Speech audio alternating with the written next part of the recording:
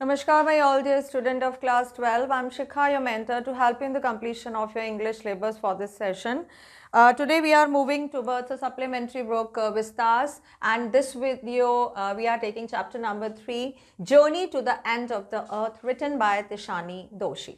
So this chapter gives you some information about the unknown planet. We cannot say that undescripted or unexplored. It is already explored, but why it is unknown? Because it is not a very one of those frequent visited places that we used to go somewhere sometime.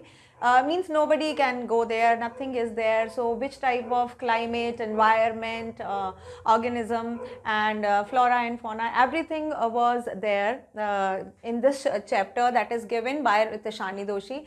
Tishani दोशी का ये खुद का experience था, वो गई थी वहाँ पर अंटार्कटिका और वहाँ से आने के बाद उन्होंने सारा जो चीज़ है अपना एक्सपीरियंस वो इस चैप्टर के फॉर्म में लिखा हुआ है.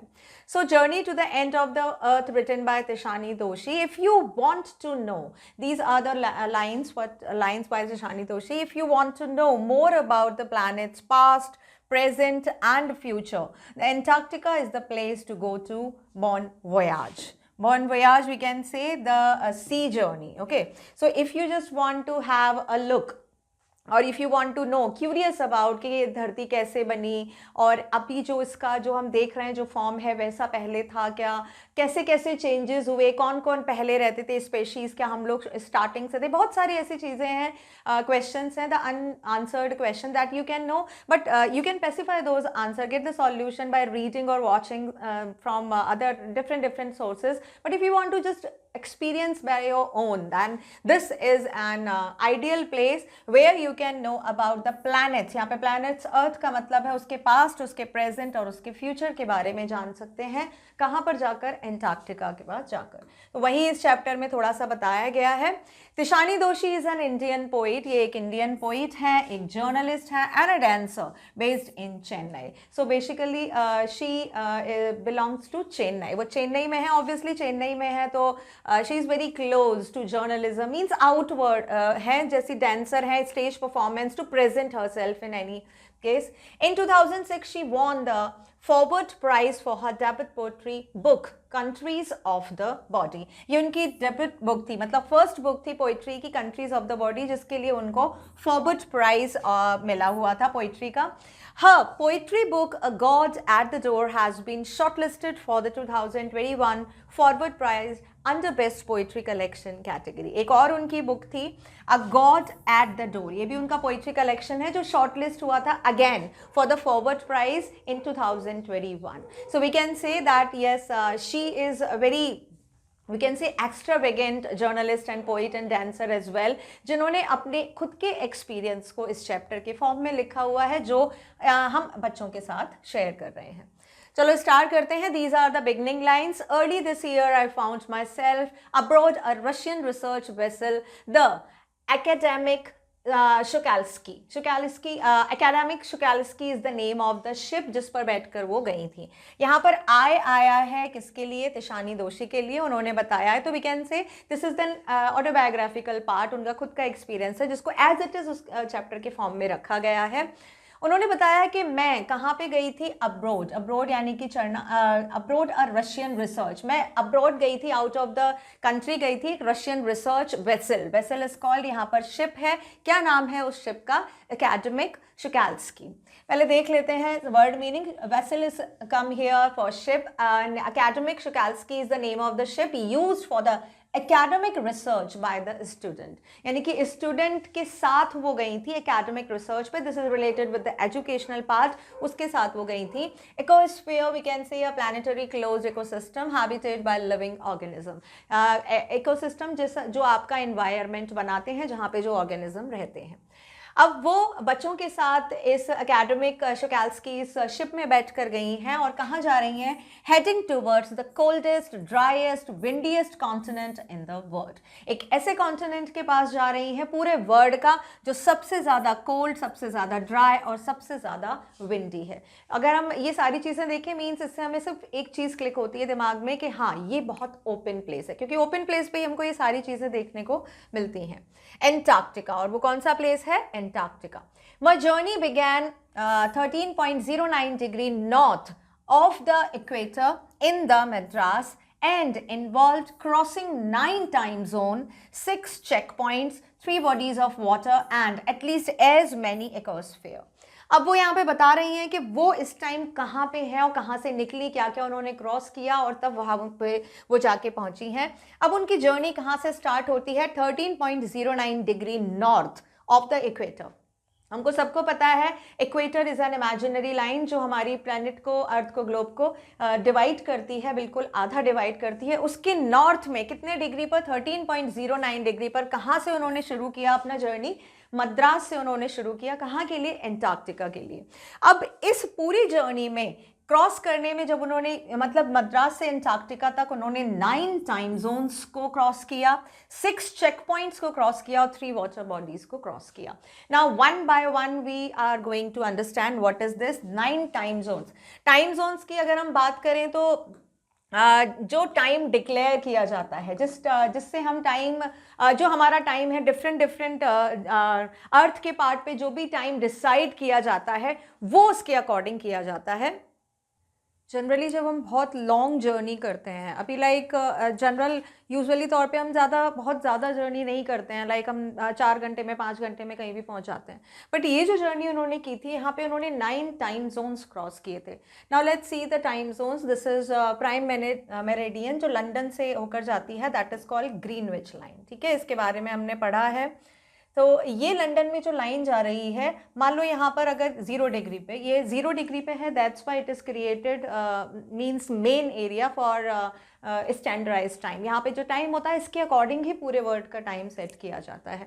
तो ये 0 डिग्री पे जो मैंने प्राइम मेरिडियन जा रही है जो कि लंदन में है, वहाँ पे अगर 12 बजे हैं रात के, मान लो हमने एक टाइम सेट कर दिया कि 12 बजे हैं दोपहर के, तो उसके अकॉर्डिंग ही पूरे वर्ल्ड के अलग अलग जो पार्ट हैं उसमें टाइम सेट होगा। लाइक मान लो ये यहाँ पर अमेरिका में हमारा उस टाइम बज रहा है, लाइक सुबह के 5:30 बज रहे हैं, तो उसी टाइम हमारे इंडिया में शाम के 5:30 बजे होंगे।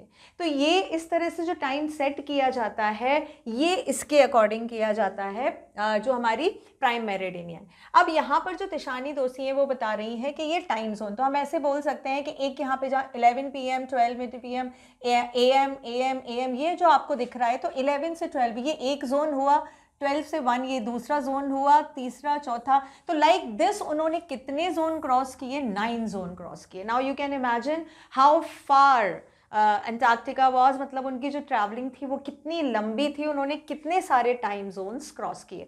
टाइम जोन्स यहाँ पे 9 हमने बोल दिया, अगर हम जगह के नाम बताएंगे तो बहुत ज़्यादा हो जाएंगे। ठीक है, तो टाइम उन्होंने 9 टाइम जोन्स किए और उसके बाद 6 check points. Now check points are the place जहाँ पे whenever you are entering to the border of new country, ठीक है, आप अपनी कंट्री के बॉर्डर से निकल के दूसरे में जाते हो तो वहाँ पे आपका वीज़ा, पासपोर्ट, ये सारी फॉर्मेलिटीज़ चेक की जाती हैं जो कि इमिग्रेशन डिपार्टमेंट के अंदर आता है।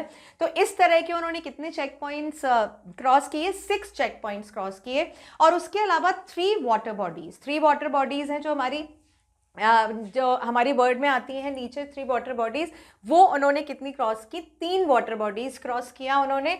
इतना लंबा जर्नी उनका था जिसमें बताया जा रहा है कि 9 टाइम जोन, 6 चेक पॉइंट और 3 water bodies.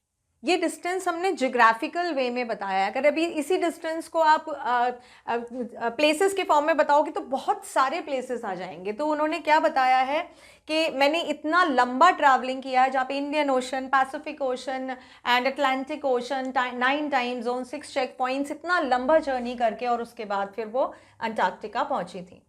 By the time I actually set foot on Antarctic continent, I had been traveling over 100 hours in a combination of a car, aeroplane and ship. So my first emotion on facing Antarctica's expensive white landscape and uninterrupted blue horizon was a relief, followed up with an immediate and profound wonder. Now here, we can say, just see the meanings first. Set foot is called arrived, expensive मतलब बहुत बड़ा, बहुत large, and profound is called great. अब वो यहाँ पे बता रही है कि लगभग ये जितनी भी उन्होंने जोग्राफिकल एरिया, जितनी भी वाटर बॉडीज और ये टाइम जोन्स जो भी उन्होंने क्रॉस किए, इसमें उनको 100 घंटे लग गए. लेकिन 100 घंटे की जर्नी के बाद वो अपना एक्सपीरियंस बता रही हैं कि जैसे ही उन्होंने कदम रखा अंटार्कटिक कॉन्टिनेंट पे, कदम रखा इतनी लंबी जर्नी के बाद, और वो जो जर्नी थी वो combination of road travelling, then air travelling and water travelling, उसके बाद जो उनका फर्स्ट इमोशन था, सबसे पहले उनके फेस पे क्या आया जब उन्होंने अंटार्कटिका का एक्सटेंडेड वाइट लैंडस्केप देखा, पूरा वाइट, चारों तरफ से बर्फ ही बर्फ और पूरा वाइट था.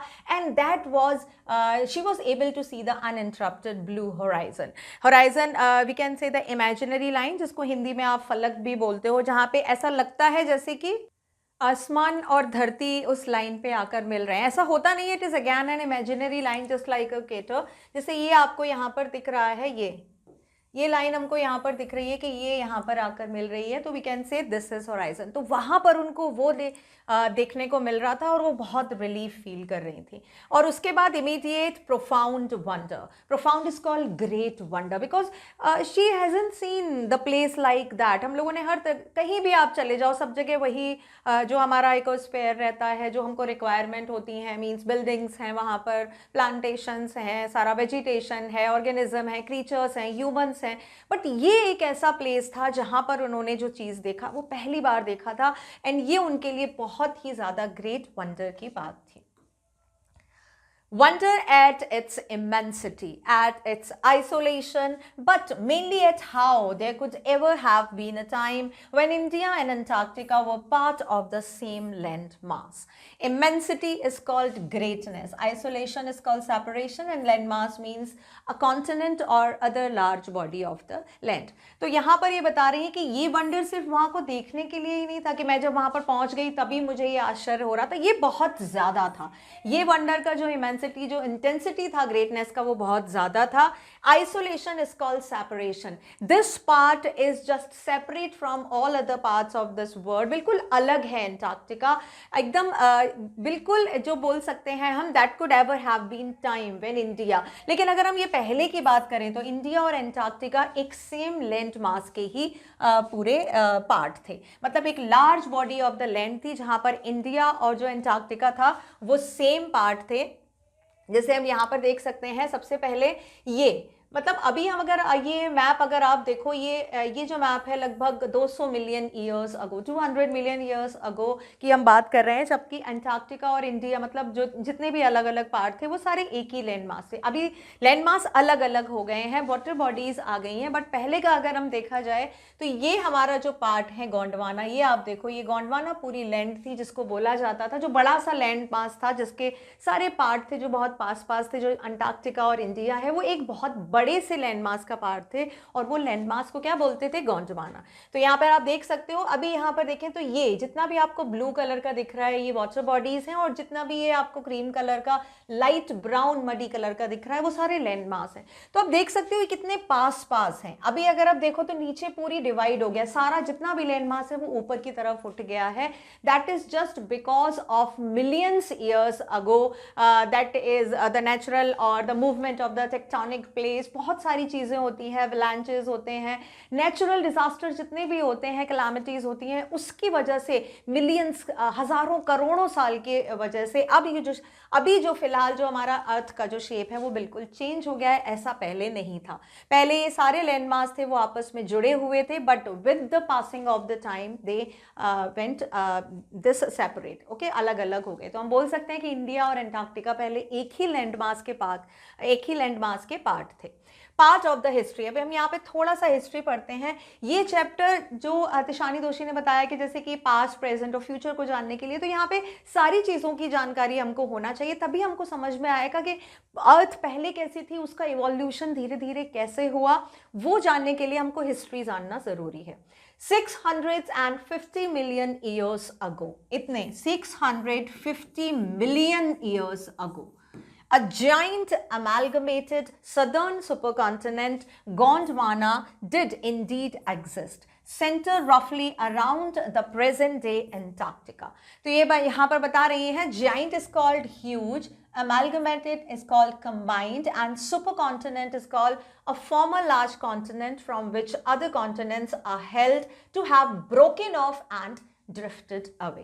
तो बहुत लगभग 650 मिलियन ईयर्स पहले एक बहुत ह्यूज कंबाइंड जो था सदर्न सुपर कॉन्टिनेंट था, जिसका नाम था गोंडवाना, जो एक में बड़ा सा लैंड मास बता रही हूँ, बहुत बड़ा सा जो था, नीचे की तरफ देखो आप, ये सदर्न पार्ट में गोंडवाना था, और ये ही इंडीड एग्जिस्ट करता था। मतलब स्टार्टिंग से जो देखा जाए कि जो बड़ा सा लैंड मास था, अभी तो बहुत सारे डिवाइड हो गए, एशिया अलग हो गया है, ऑस्ट्रेलिया अलग हो गया है, ठीक है, यूरोप अलग हो गया है, लेकिन पहले ये पूरा एक था जहाँ जिसको बोलते थे गोंडवाना, और यही एग्जिस्ट करता था सेंटर में। कहाँ एग्जिस्ट करता था? सेंटर में एग्जिस्ट करता था। और अभी जो प्रेजेंट डे में है जो एंटार्क्टिका, रफली अगर हम बोला जाए तो वो यही है, ठीक है, क्योंकि एंटार्क्टिका सदर्न पार्ट में है, जो बिल्कुल नीचे है, जहां पर सूरज की रोशनी कभी भी नहीं पहुंचती, इसीलिए वजह से वो हमेशा पूरा 12 महीने पूरे साल बहुत ज़्यादा ठंडा रहता है, ठीक है। तो ये जो पार्ट है जिसको बोला जाता है सुपर कॉन्टिनेंट, इसको क्या बोलते हैं? Super continent. एक तो कॉन्टिनेंट्स जो हमारे अलग अलग डिवाइड हो गए 7 कॉन्टिनेंट्स, पहले इसको सुपर कॉन्टिनेंट बोलते थे, गोंडवाना।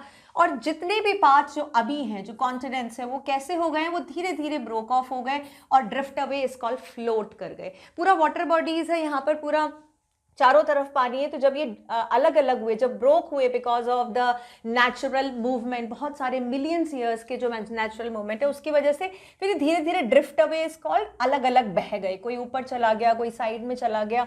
और आज जो हमारा प्रेजेंट का जो मैप है, जो इंडिया का जो आप देखा जाए जो ग्लोब है, वो सिचुएशन हजारों साल पहले नहीं थी। Things were quite different then. Humans hadn't arrived on the global scene, and the climate was much warmer, hosting a huge variety of flora and fauna.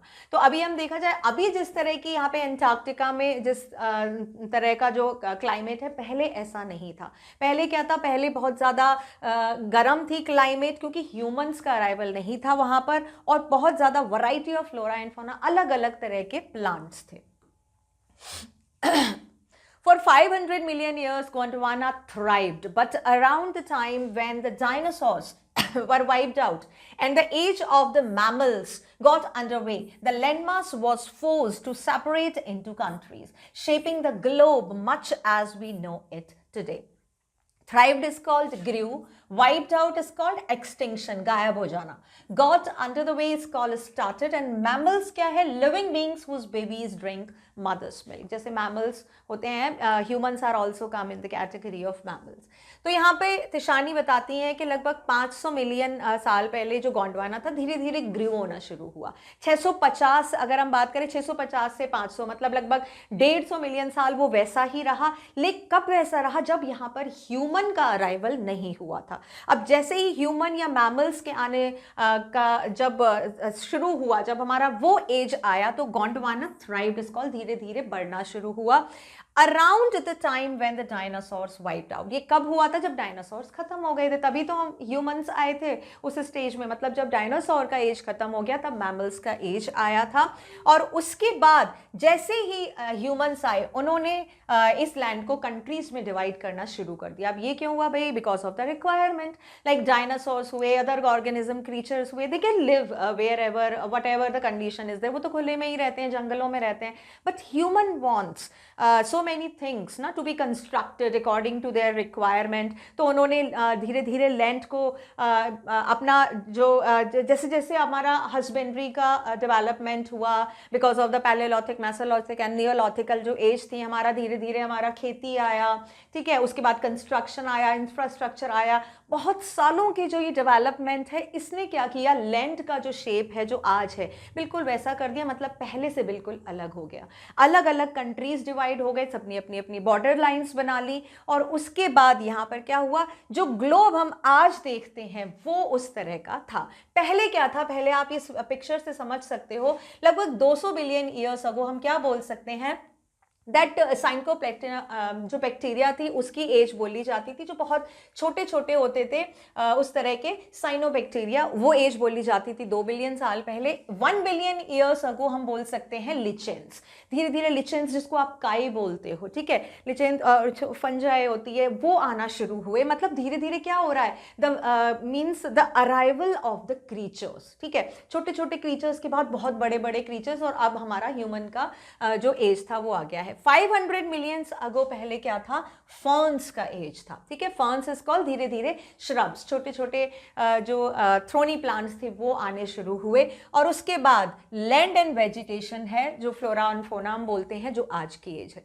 तो अगर आप पहले देखो, हमारा जो ग्लोब है वो कुछ इस तरह से दिखता था, जो कि बैक्टीरियन एज बोला जाता है। फिर लिचेंस, छोटे छोटे क्रीचर्स बहुत महीन, जो बिल्कुल सरफेस पे लगे रहते थे, जिनका कोई भी 3 डायमेंशन स्ट्रक्चर नहीं था, वो आने शुरू हुए। उसके बाद आए हमारे श्रब्स एंड थ्रोनी प्लांट्स, जिसको फर्न एज बोला जाता है, और उसके बाद हमारा लैंड और वेजिटेशन आया, जिसमें हमारा आपका साफ दिख सकते हो वाटर बॉडीज अलग और लैंड पार्ट अलग, that is full with vegetation, forest and so many wild creatures, ठीक है। तो इस तरह से हमारा इवोल्यूशन होना शुरू हुआ। ये इवोल्यूशन आप बोल सकते हो कि लैंड मास कब डिवाइड होने शुरू हुए, जैसे ही हमारी मैमल्स की एज आई थी, उसके बाद इसका शेप जो था वो डिफरेंट होना शुरू हो गया। To visit Antarctica now is to be a part of that history, to get a grasp of where we have come from and where we could possibly be heading. Grasp is called to get an idea about something, अंदाजा लगाना. Then Cordilleran fold बोल सकते हो आप, an extensive chain of the mountains range starting from the North America west coast to Mexico. So Cordilleran folds ये mountain range का नाम है, जो कहाँ से जाती है, नॉर्थ अमेरिका से जाती है, वेस्ट कोस्ट मैक्सिको की तरफ जाती है पूरी mountain range. And pre Cambrian granite shield are the large areas of granite rocks that are formed over the years. Granite shield जो बहुत बड़े बड़े रॉक्स होते हैं, जो मिलियंस ऑफ ईयर्स के कॉम्बिनेशन से एंड इंटीग्रेशन से, ठीक है, प्रेशर से और हीट से जो बनते हैं वो ग्रेनाइट शील्ड्स, वो उनको बोला जाता है प्री कैम्ब्रियन ग्रेनाइट शील्ड. अब यहाँ पे वो बता रही हैं कि ये जो पार्ट है जो हिस्ट्री का, ये अब इसको वी हैव कम फ्रॉम, इससे आप ये भी जान सकते हो, एक अंदाजा लगा सकते हो कि हाँ हम कहाँ से आए थे और कहाँ अब हम आ गए. तो अभी तक हमने जितना पढ़ा है उससे हम हमको थोड़ा थोड़ा समझ में आया, ये लॉजिकल और प्रैक्टिकल चीज़ समझ में आई कि जैसी अभी हमारी ग्लोब और लैंड अभी दिख रही है वो शुरू से ऐसी नहीं थी. और कब से नहीं थी, 650 मिलियंस ईयर्स अगो. उसके बाद धीरे धीरे धीरे धीरे डिफरेंट एजेस की वजह से जो चेंज आए वो आज हमारे सामने है. नाउ और हम ये भी जान सकते हैं कि अब हम इसके बाद कहाँ जा रहे हैं, ठीक है, पहले क्या था, फिर क्या हुआ, फिर क्या हुआ. अब अगर देखा जाए तो each and everything is captured, means human just want to capture each and every natural things. Means slowly क्या हो रहा है, जितनी भी नेचुरल या जो फ्री स्पेस है that is also captured and covered by the human. तो अभी हमारी जो एज आएगी, we can not say that can be infrastructure, total metallic age फिर से आ जाएगी जहाँ पे कोई भी ह्यूमन सर्वाइव नहीं कर पाएगा. It's to understand the significance of the Cordilleran Fold and Precambrian granite shield, ozone and carbon evolution and extinction. इससे हमें ये सारी चीज़ों के अलावा हमें एक और चीज़ भी समझ में आती है कि क्या हमारा जो सिग्निफिकेंस या जो इम्पोर्टेंस है ऑफ किसका, कॉर्डिलेरियन फोल्ड्स. कॉर्डिलेरियन फोल्ड्स ये जो हज़ारों साल के दबाव से, गर्मी से जो फोल्ड्स, जो माउंटेन बनते हैं, ठीक है, उनका क्या इम्पोर्टेंस है. मतलब अभी भी अगर देखा जाए ये बहुत सारी चीज़ों से हमारी लैंड को बचा रहे हैं. अगर ये माउंटेन रेंज नहीं होंगी तो so many things can means there is a not shield. अगर आप देखा चाहो तो एक तरह से शील्ड है ये, ठीक है. अगर हम जैसे किसी कभी हमको डिवाइडर बनाना होता है तो रूम के दो बीच में आपने डिवाइडर बना दी तो वो एक शील्ड हो जाती है. Means what ever disastrous thing is going on that side it can not affect this side. तो सेम ऐसे ही ये जो हजारों साल से जो बने हुए इनका इंपॉर्टेंस हमको समझ में आता है प्री कैम्ब्रियन ग्रेनाइट शील्ड्स जो हैं, जो लार्ज एरियाज हैं, बहुत लार्ज एरियाज हैं, बहुत बड़े बड़े ग्रेनाइट के जो रॉक्स हैं, जो हज़ारों साल के कॉम्बिनेशन से बने हुए हैं, हज़ारों साल के हीट एंड प्रेशर के बिकॉज ऑफ बने हुए हैं, उनका इंपॉर्टेंस हमको समझ में आता है। ओजोन लेयर है, उसका इंपॉर्टेंस हमको समझ में आता है। Carbon evolution and extension, each and everything is made up of carbon. आपको पता है जितनी भी चीज़ें, कोई भी चीज़ें, हर चीज़ में कार्बन है। उसका धीरे धीरे डेवलपमेंट कैसे हुआ, जैसे अभी हमने बताया था, अगर सारी चीज़ें ही कार्बन से बनी हुई है मीन्स ये छोटा सा जो बैक्टीरिया थे वो, उसके बाद फिर यहाँ पर फिंजाई आया, बहुत छोटे सरफेस लेवल के क्रीचर, उसके बाद श्रब्स आए, उसके बाद ट्रीज आए। तो ये क्या है, ईच एंड एवरीथिंग। सेम ऐसे ही हमारे जो ऑर्गेनिज्म है, जो ह्यूमन है, एंड ईच एंड एवरीथिंग जो भी इस धरती पर है, each and everything is made up of carbon. उसका डेवलपमेंट कैसे हुआ धीरे धीरे, और उसका एक्सटिंक्शन कैसे हुआ। अब एक्सटिंक्शन यहाँ पे कैसे समझ में आएगा, लाइक जो भी एज जो अब यहाँ पर नहीं है, मीन्स यू कैन फाइंड, पहले पूरा कवर था। अगर आप देखो तो ये पहले, ये जो हम बोल सकते हैं, ये पूरा जो हमारा ग्लोब था, अगर देखो प्लैनेट, तो ये पूरा कवर था, ठीक है, बैक्टीरिया से। उसके बाद ये पूरा इससे कवर हुआ, उसके बाद इससे, उसके बाद इससे। तो एक एक करके देखा जाए, धीरे धीरे धीरे धीरे ये सब गायब कहाँ हो गई, ये गायब नहीं हुई, इनका जो पार्ट था वो कैप्चर्ड कर लिया गया because of the diversion of the ages. जैसे जैसे एजेस अलग अलग आती चली गई उसकी वजह से। तो अभी जब एक्सटिंक्शन अगर हम बोले तो एक्सटिंक्शन किसका हो चुका है, डायनासोर एक एज अगर देखा जाए तो पूरी तरह से एक्सटिंक्ट हो चुकी है, that were also made up of carbon, right. So यहाँ पे कार्बन का डेवलपमेंट आपको जानना हो, उसका एक्सटेंशन जानना हो, इंपॉर्टेंस अगर आपको जाननी है इन माउंटेन रेंज की, ग्रेनाइट शील्ड की, सब चीज की इंपॉर्टेंस आपको कहाँ आकर पता चलती है, एंटार्क्टिका। क्यों, कैसे, क्योंकि वहां पर जो चीज हजारों साल पहले थी अभी भी वहां पर वैसी ही है। वहां पर वैसी क्यों है, जो नेचुरल कैलामिटी है वो तो वहां पर आती है, बट उसका जो शेप है that is still natural. Why, because it is still untouched with the we can say ना the disastrous and destructive things of the humans वहाँ पर नहीं पहुँच पाए हैं। इसीलिए आपको अगर अर्थ में किसी भी चीज़ का अगर जानना है, कोई भी, अगर उसका डेवलपमेंट कैसे हुआ, एक्सटेंशन कैसे हुआ और उसका बर्थ कैसे हुआ, तो उसके लिए सबसे अच्छी जगह कौन सी है, Antarctica. No, the pan is falling down again and again. When you think about all that can happen in a million years, it can get pretty mind-boggling. Imagine.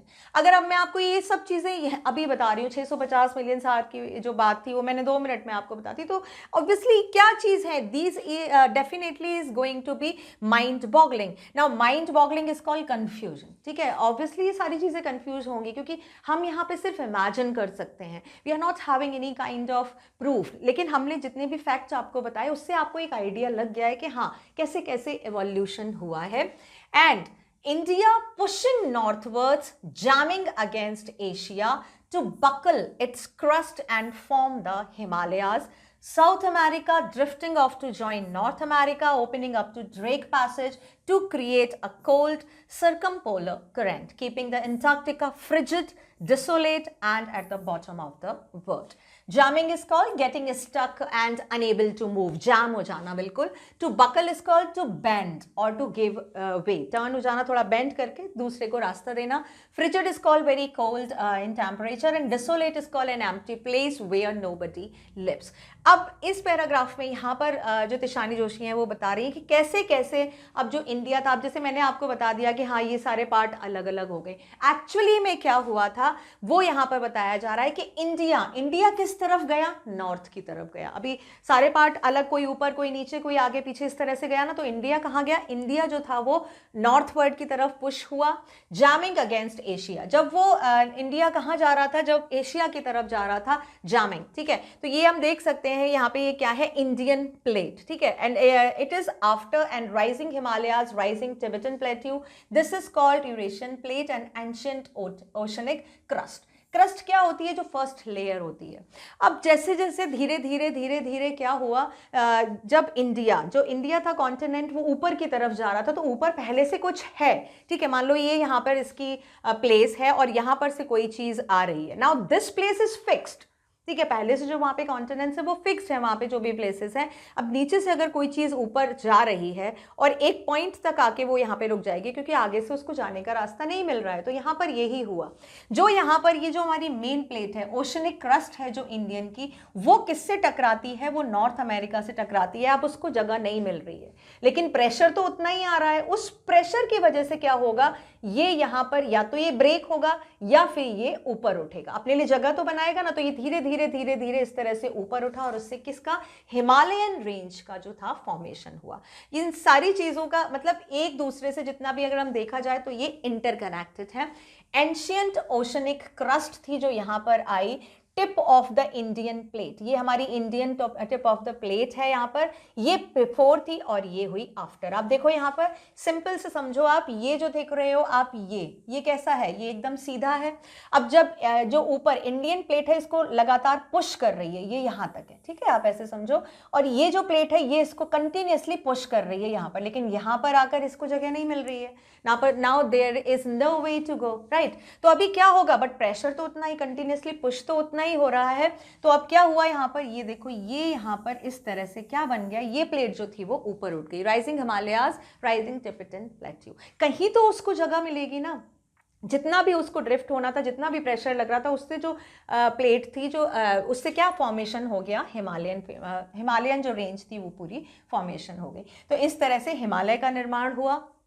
उसके बाद from Himalaya South America drifting off to join the North America. जो South America था वो drift होकर किस तरफ मिल गया, north America से मिल जाता है वो, opening up to Drake passage to create a cold circumpolar current.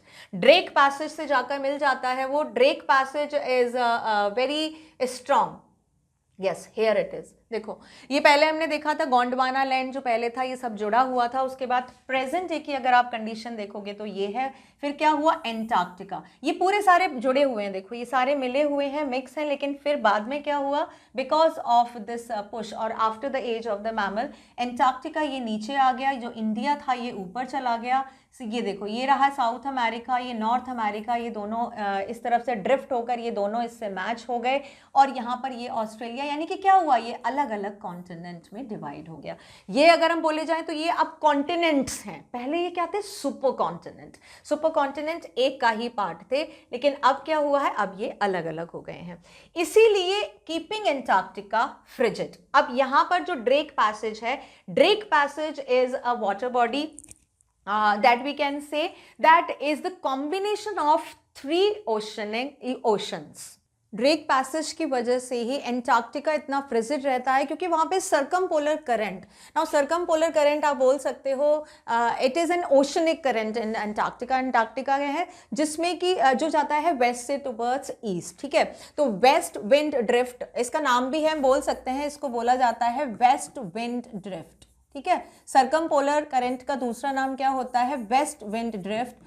इस करंट की वजह से ही एंटार्क्टिका कैसा रहता है, फ्रिजिड रहता है, जमा हुआ रहता है, और इसीलिए ये बिल्कुल अलग है, डिसोलेट है, सेपरेट है, और जो कहाँ पे है, बॉटम ऑफ द वर्ल्ड है। ड्रेक पैसेज क्या है, Drake passage is a water body between south America and Antarctica, and the passage connect the Atlantic ocean with the Pacific ocean. अब देखो जहाँ पे ओशन है, ओशनिक करंट जहाँ पे आएगा उस जगह की आप हाल सोचो, वहां पर क्या होगा, वहां पर वो ठंडा रहेगा। लेकिन यहां पर जो ड्रेक पैसेज है वो तो दोनों का कॉम्बिनेशन है, पैसिफिक और अटलांटिक दोनों का कॉम्बिनेशन है। इसी वजह से एंटार्क्टिका जो है बहुत ज्यादा फ्रिजिड रहता है। ये देखो ये ड्रेक पैसेज है हमारा, ये सदर्न ओशन है, और ये है हमारा एंटार्क्टिका। नाउ ये क्या करता है, Atlantic ocean and Pacific ocean दोनों को मिक्स करता है, कनेक्ट करता है, और दोनों के ही जो करंट हैं वो फील किए जा सकते हैं एंटार्क्टिका में।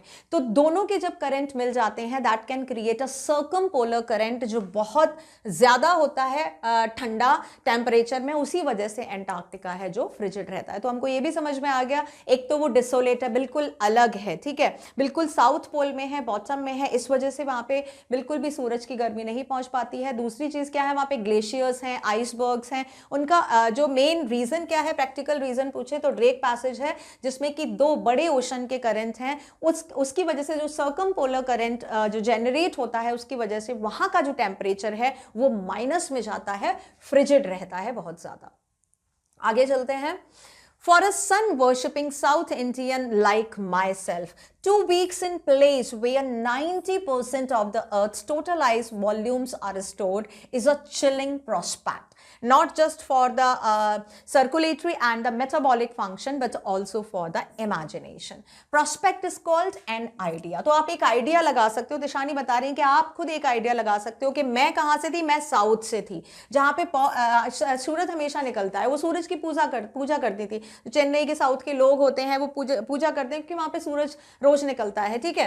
तो वो जो वहाँ से आई थी, एक इंडियन जो रोज सूरज को देखकर पूजा करती थी, उनका दिन शुरू होता था, वो आज ऐसी जगह पे है जहां जो 90% आइस से कवर है। मतलब पूरा अर्थ पे जितना आइस है उसका 90% वॉल्यूम हम where can be found in Antarctica. तो ये जो चिलिंग प्रोस्पेक्ट है, ये जो चिलिंग आइडिया है, लगा सकते हो, ये सिर्फ सर्कुलेटरी एंड मेटाबॉलिक फंक्शन, जो हमारी बॉडी का मेटाबॉलिक फंक्शन है, जो which is keeping each and everything in a balanced and controlled manner, ठीक है, उसी ही सिस्टम में हम लोग यहाँ पे सर्वाइव कर पाते हैं। एकदम से आप ऐसी जगह पे चले जाओगे, वहां पे आप सर्वाइव नहीं कर पा सकते। मेटाबॉलिक जो सिस्टम है वो आपका गड़बड़ हो जाएगा, सारे सिस्टम आपके गड़बड़ हो जाएंगे। तो ये एक तरह से देखा जाए तो ये आपका जो प्रोस्पेक्ट है, आप एक आइडिया लगा सकते हो कि फिजिकली भी जो हमारे बॉडीली कंट्रोल थे वो भी इम्बैलेंस हो गए थे, और इमेजिनेट आप करके देखो तो उसकी तरफ से भी ये अंदाजा लगाना बहुत ज्यादा मुश्किल है कि वो इस टाइम कौन सी जगह पे थी। मतलब एक वो कहां से उठकर आई, और जो जहां पर रोज सूरज निकलता है वो सूरज की रोज पूजा करती हैं, और आज वो बिल्कुल एकदम चिली एरिया पे थी जो बिल्कुल वाइट था। 90% ऑफ द आइस वहां पर थी।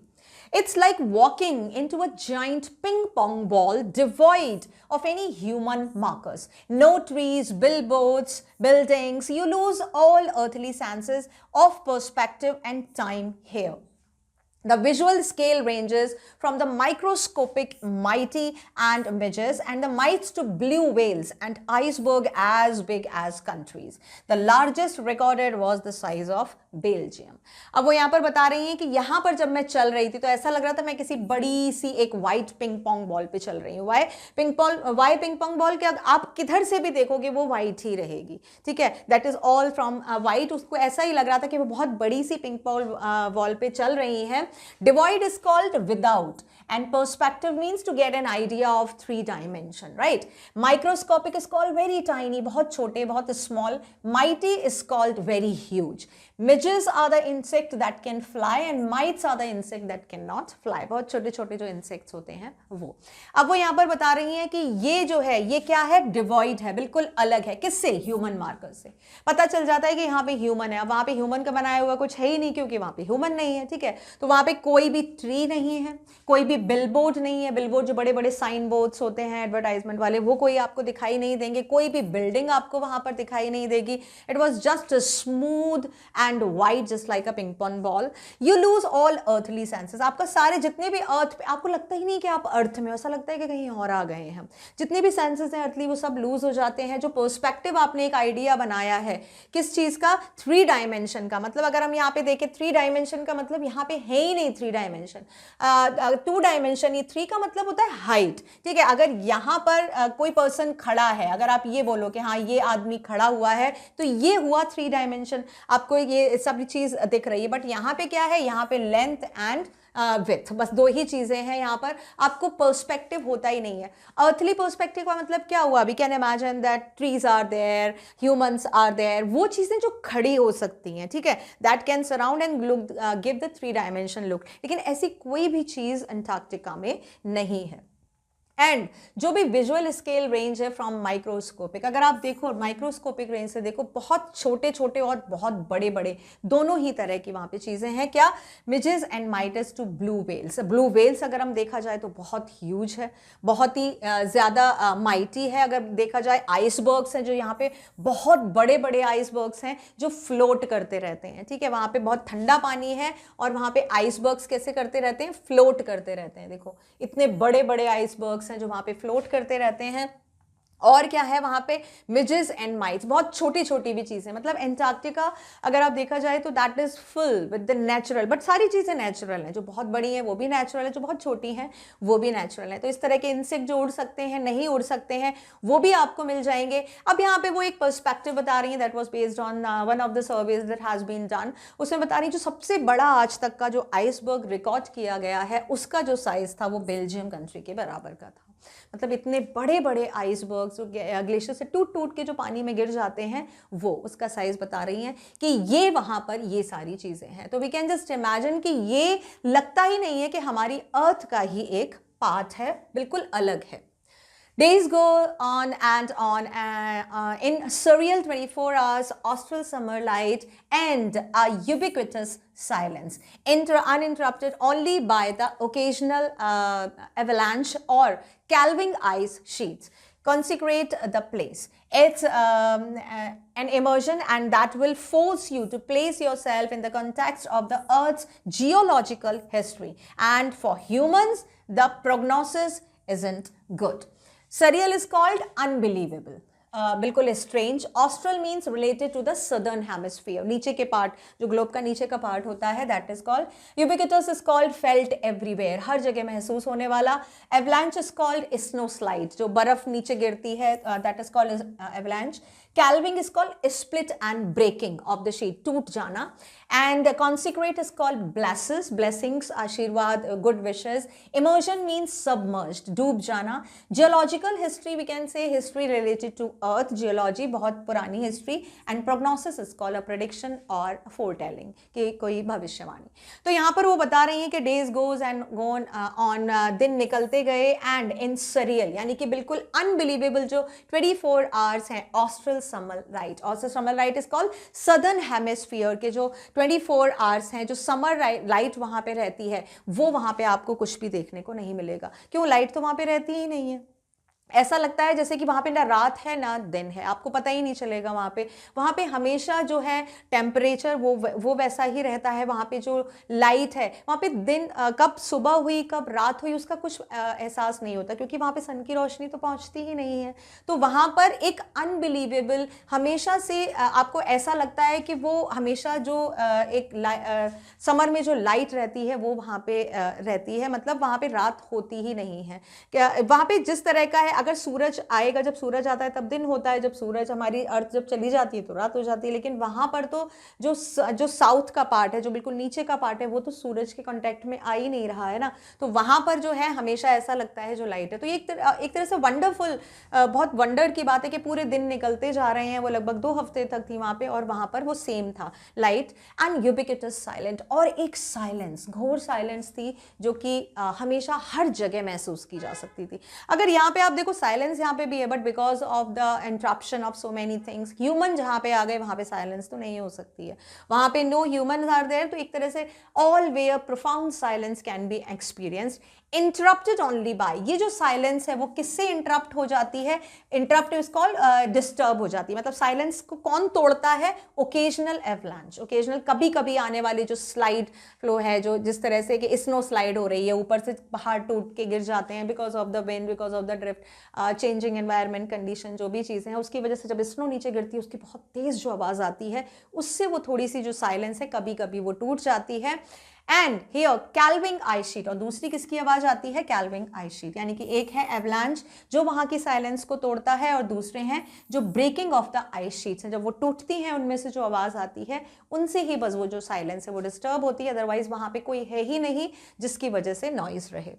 नाउ कॉन्सिक्रेट्स द प्लेस, और ये दोनों चीजें इस प्लेस को ब्लेस करती हैं। ऑब्वियसली जहां पे क्या चाहिए? Blessing means piece. पीस कहाँ है? एंटार्क्टिका में। Why? Because humans interruption was not there. तो ये दोनों चीजें, एवलांच और कैल्विंग है, ये दोनों ब्लेस करती हैं इस प्लेस को, क्योंकि कभी कभी जब आती है तभी वो साइलेंस टूटती है, otherwise that is absolutely profoundly silent और peaceful place.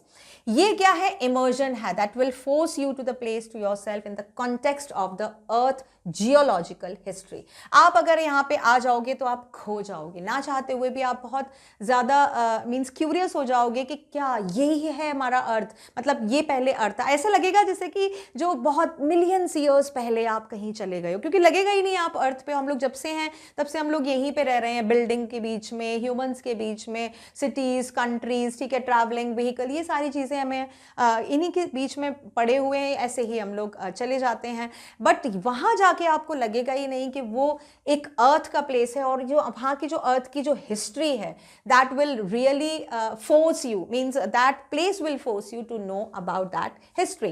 And for humans, और ह्यूमंस के लिए क्या है, द प्रोग्नोसिस इजंट गुड, जो फोर प्रिडिक्शन है वो अच्छे नहीं है। क्या इस बारे में हम क्या बात कर रहे हैं, हमेशा बोलते हैं कि because of the humans activity, disastrous activities, उनकी जो सेल्फिश एक्टिविटीज़ हैं, because of that the global warming is increasing. Global warming की वजह से क्या हो रहा है, जितने भी ग्लेशियर्स के माउंटेन हैं, आइस माउंटेन है, जो स्नो कवर्ड माउंटेन है, वो धीरे धीरे धीरे धीरे मेल्ट हो रहे हैं। ये एक ऐसा प्लेस है, कितनी दूर है, जो बिल्कुल अनटच्ड है सारी चीज़ों से, बट बिकॉज ऑफ दी अब आप सोचो कितने बड़े स्केल पे हम लोग डिस्ट्रक्शन कर रहे हैं, जिस वजह से यहाँ का जो नेचुरल एनवायरनमेंट है, जो अभी तक संभाल के रखा हुआ है, धीरे धीरे धीरे वो खत्म होता जा रहा है। और ये ह्यूमंस के लिए एक अच्छा साइन या अच्छा प्रेडिक्शन नहीं है। यहाँ पर ये मैं आपको बता चुकी हूँ कि किस तरह से एंटार्क्टिका जो आज है प्रेजेंट डे में, पहले क्या था, गोंडवाना का प्लेस था, और आज कैसा है। अब देखते हैं ह्यूमन इम्पैक्ट, सिविलाइजेशन। अब हमने बात किया कि ह्यूमन के लिए अच्छा नहीं है, तो ह्यूमन का क्या इम्पैक्ट है उसके बारे में थोड़ा सा देखते हैं। Human civilization have been around for a paltry 12,000 years, barely a few seconds on the geological clock. In that short amount of the time, we have managed to create quite a ruckus, etching a dominance over nature with our villages, towns, cities and mega cities. Paltry is called a small amount of time, बहुत छोटा सा। Ruckus means commotion or to create a lot of noise, and etching is called to mark. अब वो यहाँ पे बता रही है ह्यूमन ने ऐसा क्या किया है जो कि उनके लिए अच्छा साइन नहीं है, जिससे कि एंटार्क्टिका भी इफेक्टेड हो रहा है।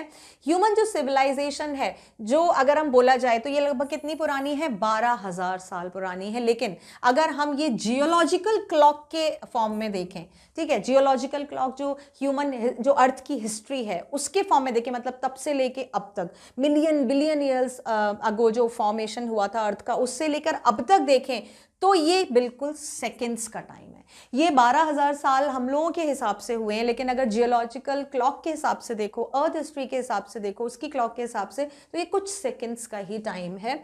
और इस कुछ सेकेंड्स में, मतलब इतने से थोड़े से समय में ही जो ह्यूमन है उन्होंने मैनेज कर लिया है क्या, बहुत ज़्यादा रकस यानी कि कमोशन। मतलब नेचर है जिसको भगवान ने, ईश्वर ने बनाया है, नेचर मेड है, उसको कौन डिस्टर्ब कर रहा है, कौन तबाह कर रहा है, उसको ह्यूमन एक्टिविटीज़ तबाह कर रही हैं। और ये जो है वो किस तरह से किया हुआ है उन्होंने, ये इस तरह से उन्होंने मार्क किया हुआ है। अगर देखा जाए तो क्या चीज़ हम बोलेंगे कि हमने क्या किया है, तो obviously you are disturbing the nature. Why, how we are creating villages, towns, cities and mega cities day by day.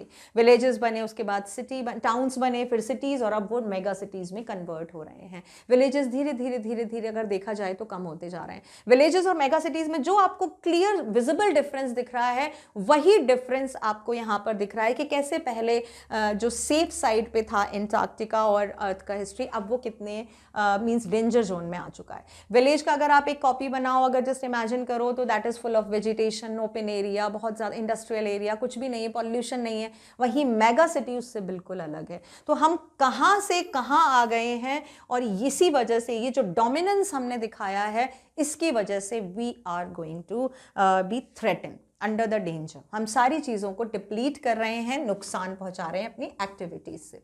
अब वो चीज़ें क्या क्या हैं वो देखते हैं। ह्यूमन इम्पैक्ट हमने देख लिया, क्या वजह है, जो हमारी एक्टिविटीज़ हैं, ठीक है, उससे नुकसान हो रहा है। अब कौन सी एक्टिविटीज़ हैं? The rapid increase of human population has left us battling with the other species for limited resources, and the unmitigated burning of the fossil fuels has now created a blanket of the carbon dioxide around the world, which is slowly but surely increasing the average global temperature. Battling is called fighting and unmitigated is called continuous, जो लगातार चलता रहे। अब कौन कौन सी activities हैं देखो, सबसे पहले तो ओवर पॉपुलेशन, जितने होना चाहिए according to the capacity of the nature और the available resources according to the requirement, हमको कितना रिसोर्स है, कितना अवेलेबल है, उससे कहीं ज़्यादा पॉपुलेशन बढ़ती जा रही है। और उसकी वजह से क्या हो रहा है, वी आर फाइटिंग, किस चीज़ के लिए फाइटिंग कर रहे हैं हम लोग, लिमिटेड रिसोर्सेज। यानी कि आज अगर मान लो 4 पेड़ हैं, 4 पेड़ के अगर आप एक अनुमान लगाओ, एक इस तरह का अगर पर्सपेक्टिव लगाओ कि भाई 4 पेड़ हैं, उससे हमारे 50 लोगों का जो भी है रिक्वायरमेंट वो कंप्लीट होती है। अब 4 पेड़ तो हमारे वही हैं, we are doing the destructive activity, we are not increasing the amount of the vegetation. 4 पेड़ वही हैं बट पॉपुलेशन हमारी बढ़ती जा रही है। अब 100 लोग हो गए, 100 लोग भी हमारे किस पे थे, 4 उस पेड़ पर ही हमारे डिपेंडेंट हो गए। तो क्या हो गया, लिमिटेड रिसोर्सेज हो गए, तो हम क्या कर रहे हैं, फाइट कर रहे हैं। ऑब्वियसली उनको भी चाहिए, जो तुम्हारी रिक्वायरमेंट है वो उसकी भी रिक्वायरमेंट है, 50 से 100 हो गए, डबल हो गए, और जो रिसोर्सेज हैं वो तो लिमिटेड ही रहे ना। तो ये क्या हो रहा है, हमारा लिमिटेड रिसोर्स की वजह से क्या होता है, एक तो ये चीज हो गई जिससे कि हम अपने फाइट कर रहे हैं रिसोर्सेस को मेंटेन करने के लिए। दूसरी चीज क्या हो गई हमारी, unmitigated burning of the fossil fuels. Fossil fuels हमारे क्या होते हैं, that are the cause of the global warming, like air pollution, carbon dioxide, coal, deforestation, emission, fossil fuels and greenhouse effect, industrial planet, natural gas, oil, ये जितनी भी हमारे natural resources हैं, burning of the fossil fuels, जितने भी हमारे fossil fuels हैं उनका दहन, बर्निंग इज कॉल्ड, उनका डिप्लीशन, उससे क्या हो रहा है, there is a blanket of carbon dioxide, CO2 का पूरा ब्लैंकेट हो रहा है हमारे वर्ल्ड पे। That is not good, because what we require oxygen, but whenever we are burning the fossil fuels, जो चीज़ों को जलाते हैं, एनवायरमेंट में क्या होता है, आप क्या किया आपने कुछ, तो जैसे ठीक है छोटे छोटे घरों से हमारा डंप हो जाता है कूड़ा, जो एक लैंडस्लाइड पे फेंक दिया जाता है, उसके बाद उसका वहाँ पे बायोडिग्रेड जो भी होना है वो देखा जाता है एक बड़े स्केल पे। But what about the natural thing, बहुत सारे एरिया में आपका बहुत सारा कुछ भी हुआ, आपने गार्बेज इकट्ठा किया, ट्रक लादा, and wherever you want you started burning with that. What you are exactly doing, the means you are having this satisfaction that you have burned all the things, you have just means we can say ना the fix the garbage at one side, जो भी dirt थी, जो भी debris थी, आपने खत्म कर दिया, but not exactly you have done, you should not be satisfied, आपने कुछ अच्छा नहीं किया है, you have just put that we can say ना that debris with the emission of so many carbon dioxide, जब जलता है वो जो उसका धुआं निकलता है कहाँ जाता है, वो सारा environment में ही जा रहा है, एक तरह से ब्लैंकेट हो जाता है पूरा पूरा जो अर्थ है, थोड़ा यहाँ पे जला, थोड़ा यहाँ पे, थोड़ा यहाँ पे, थोड़ा यहाँ पे, थोड़ा यहाँ, थोड़ा यहाँ, इससे क्या हुआ, ये पूरी जब अर्थ पे थोड़ा थोड़ा थोड़ा थोड़ा ये सारा मिलके जो बहुत बड़ा हो जाता है, that is exactly burning the अर्थ। एक तरह से हम पूरी अर्थ को क्या कर रहे हैं, we are making it very hot and we are creating a blanket of CO2 around the world. कौन कर रहा है, हम ही कर रहे हैं हमारे लिए, ठीक है। और ये हमारी एक एक्टिविटी हुई now which is slowly but surely increasing, धीरे धीरे जब ये चीज़ें इंक्रीज होती जाएंगी, आज 2 लोगों ने किया, कल 10 लोग करेंगे, फिर 50 करेंगे, इस तरह की जो चीज़ें हैं डिस्ट्रक्टिव एक्टिविटीज़, उससे एवरेज जो ग्लोबल टेम्परेचर है वो बढ़ जाता है।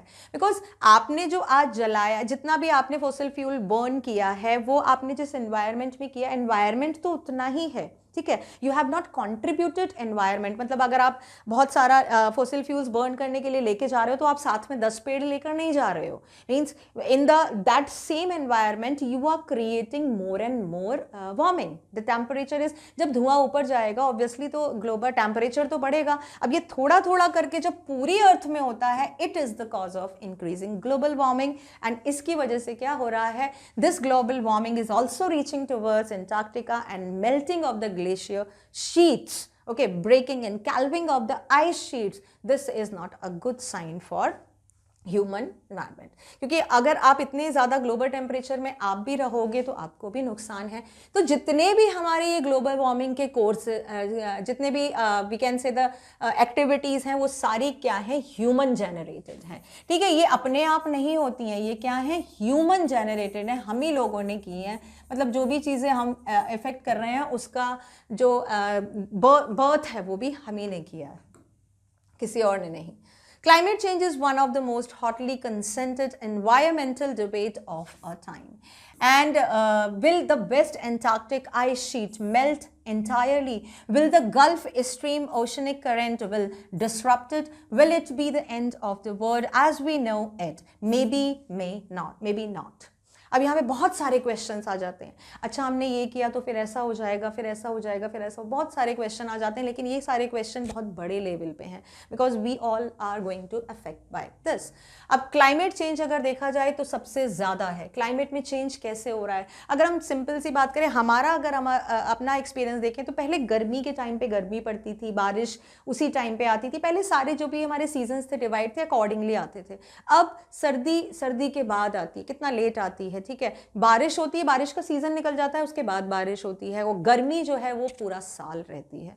तो ये क्लाइमेट चेंज क्या है, दिस इज हॉटली कंसेंटेड और डिस्कस्ड और डिसरप्टेड इज कॉल्ड स्टॉप्ड। ये डिबेट है सबसे ज़्यादा, because we are just trying to find out which activities are more and more we can say harming the climate change. और ये बहुत ज़्यादा वी कैन से ना डिस्कस्ड डिबेट है आज के ज़माने का।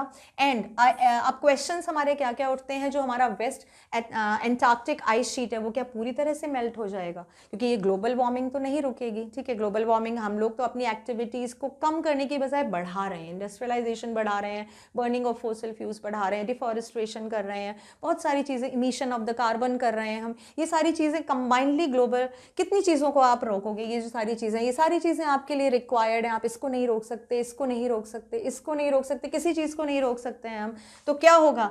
अब क्वेश्चन आता है, क्या जो एंटार्क्टिक आइस शीट है वो पूरी तरह से मेल्ट हो जाएगी। Will the Gulf Stream ocean current be disrupted? Disrupted is called stopped.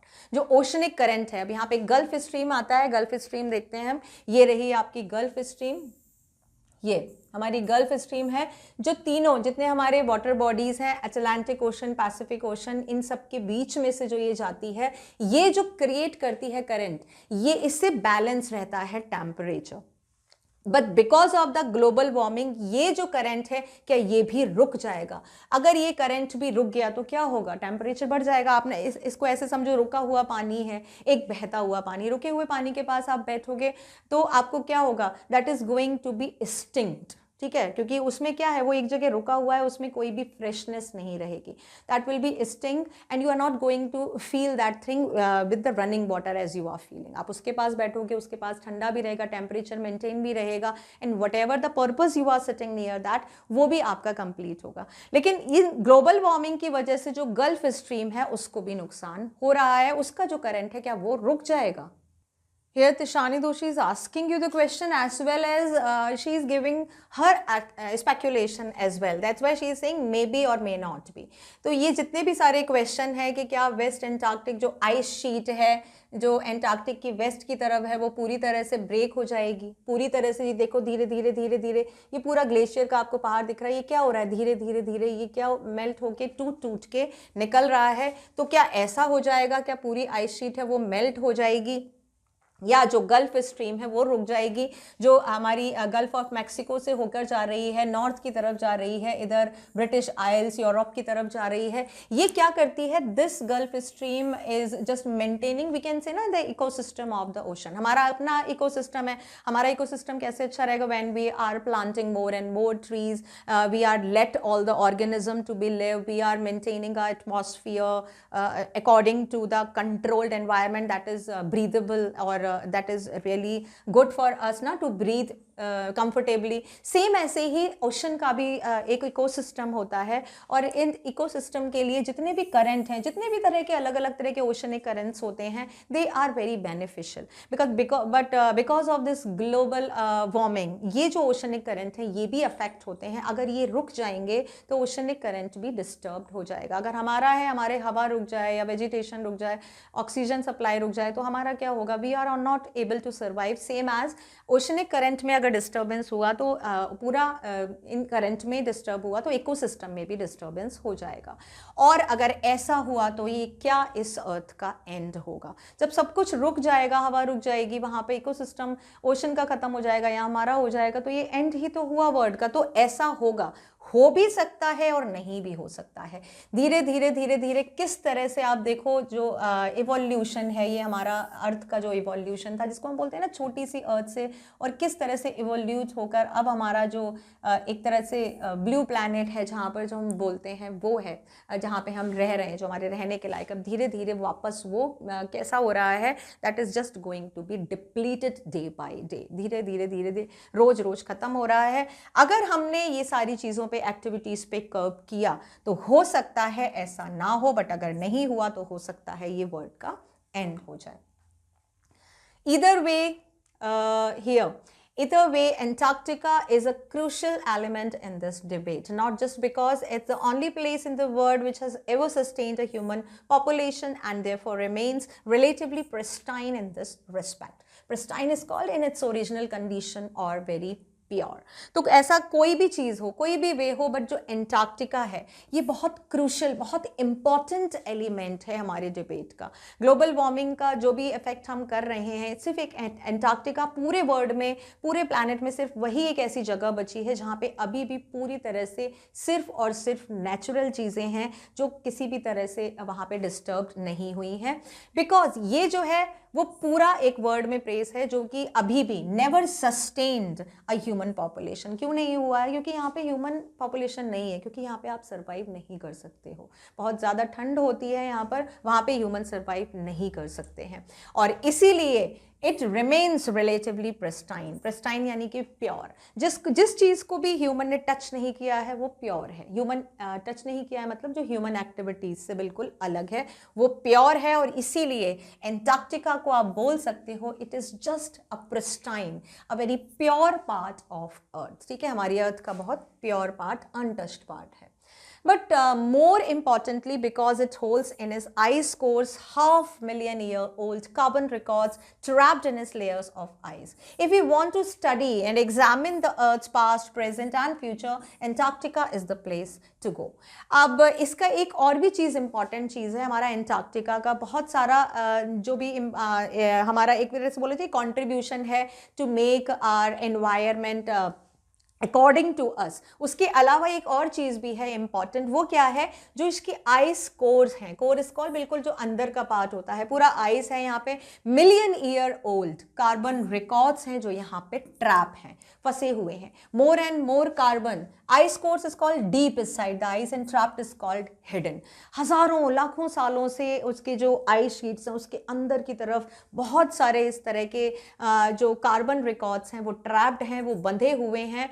And अगर हमको यहाँ पर जाना है, स्टडी करनी है किसके बारे में? पास्ट, प्रेजेंट और फ्यूचर के बारे में, तो सिर्फ और सिर्फ एंटार्क्टिका ऐसा प्लेस है जहाँ पे हम जाकर स्टडी कर सकते हैं। यानी आप बोल सकते हो इसके जो आइसी वाटर है उसमें इनविजिबल वाटरी वर्ड है, ठीक है, जो अपने अंदर कार्बन को ट्रैप्ड कर लेता है। इसका आप सीधा सीधा मान सकते हो जो कार्बन इमिशन, हम जितना भी कार्बन इमिशन कर रहे हैं, ठीक है, because of the different activities जो हमने देखी थी अभी हमने, that is created the global warming. जितनी भी हम एक्टिविटीज कर रहे हैं उससे जितना भी कार्बन इमिशन हो रहा है, मतलब कार्बन जितना भी एनवायरनमेंट में जाता है वो कहाँ जाता है? दैट इज ट्रैप्ड, वो एक जगह जाके फंस जाता है, और वो जगह क्या है?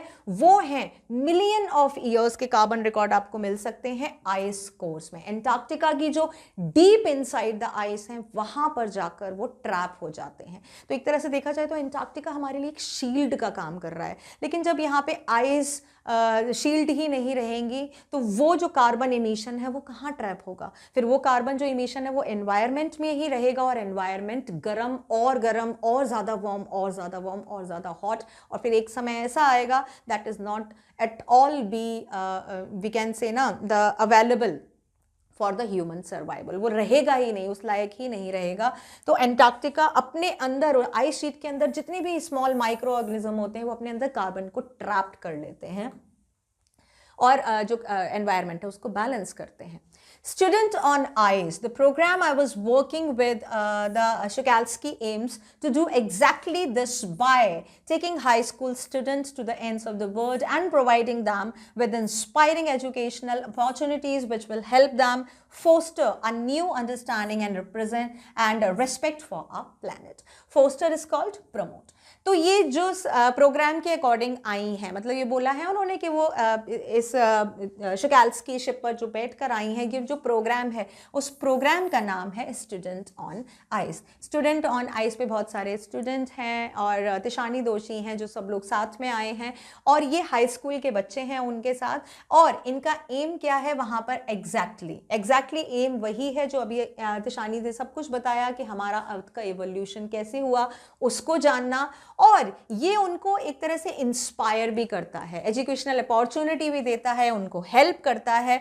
क्या हेल्प करता है? टू प्रमोट द अंडरस्टैंडिंग किस चीज़ की अंडरस्टैंडिंग कि हमारी अर्थ कैसी थी, कैसे हुई, उसका जो चेंजिंग फीचर है वो किस वजह से और कैसे कैसे टाइम के साथ बदला, और एक तरह से हमारे प्लैनेट के लिए रिस्पेक्ट भी क्रिएट करता है। अगर आप देखो ये चीज़ अगर आपको आज पता चली कि जो एंटार्क्टिका की आइस कोर्स हैं वहाँ पे हमारे कार्बन एमिशन ट्रैप हो जाते हैं, तो obviously Antarctica is just working for us like a shield, तो ऑब्वियसली रिस्पेक्ट एंड बढ़ जाता है बहुत ज़्यादा कि हाँ जो चीज़ है जो हमारी वजह से हो रही है and somebody is there without telling or without speaking, without complaining, that is keep on maintaining the environment for us to be lived। तो ये जो प्रोग्राम था क्या था? स्टूडेंट ऑन आइस, जिस प्रोग्राम के तहत तिशानी आई थी Antarctica. It's been in operation for 6 years now, headed by Canadian Geoff Green, who got tired of cutting celebrities and retired rich curiosity seekers who could only give back in limited way. With Student on Ice, he offers the future generation of policymakers a life-changing experience at an age when they are ready to be absorbed and learn, and the most importantly, act. Cutting is called carry with difficulty। अब ये जो चीज़ था 6 years now, इस चीज़ को 6 साल हो गए थे, जो headed by Canadian Geoff green, जो 6 सालों से एक कैनेडियन यहाँ पे जियोफ ग्रीन का नाम आया है, ठीक है, जो कैनेडियन थे उन्होंने ये क्या किया था, ये 6 सालों से वो करते हुए आ रहे थे। क्या करते हुए आ रहे थे? They are carrying with difficulty celebrities हुए, रिटायर्ड रिच पर्सन हुए, जो क्यूरियोसिटी सीकर्स होते हैं वो हुए, जो कि क्या दे सकते थे, जो कि सिर्फ एक लिमिटेड वे दे सकते थे। मतलब एंटार्क्टिका, अगर आपको बोलोगे एंटार्क्टिका इट्स नॉट ईजी, एक तरह से ये 100 hours की जर्नी है, उसके अलावा you have to just spend the money as well. तो इतना कौन खर्चा कर सकता है? जो अमीर लोग होते हैं वही कर सकते हैं, सेलिब्रिटीज कर सकते हैं। तो पहले कार्टर क्या करते थे, जियोफ ग्रीन क्या करते थे, पहले जो सेलिब्रिटीज हैं वो हुए, रिटायर्ड जो रिच पर्सन हैं, या जो जिनको क्यूरियोसिटी सीकर है, who can pay the amount, उनको लेकर आते थे एंटार्क्टिका में। बट उनको बदले में क्या मिलता था? बदले में उनको बहुत ही थोड़ी सी चीज़ मिलती थी, मतलब उनको अमाउंट मिल गया, दैट्स इट, नथिंग एल्स। एक तरह से वो टूर ट्रैवलिंग हो गया, that's it, just guide. But ये जो है स्टूडेंट ऑन आइस, ये जो प्रोग्राम उन्होंने शुरू किया, ये क्या ऑफर करता है फ्यूचर जनरेशन को, जो पॉलिसी मेकर्स हैं, जो नई नई पॉलिसी बनाएंगे, मतलब जो पॉलिसी मेकर जो आज के स्टूडेंट हैं, वो अर्थ को जानने के बाद, अर्थ का जो रियल अभी जो फीचर है, जो एक तरह से पोजीशन है, जो उसका रियल सिचुएशन है, उसको जानने के बाद वो नई पॉलिसीज बनाएंगे, और जो लाइफ चेंजिंग एक्सपीरियंस लेने के लिए, एक लाइफ चेंजिंग एक्सपीरियंस होगी, एक एज होगी जब वो बिल्कुल रेडी होंगे सारी चीज़ों को अब्जॉर्ब करने के लिए, सारी चीज़ों को लर्न करने के लिए, और सबसे इम्पॉर्टेंट एक्ट करने के लिए।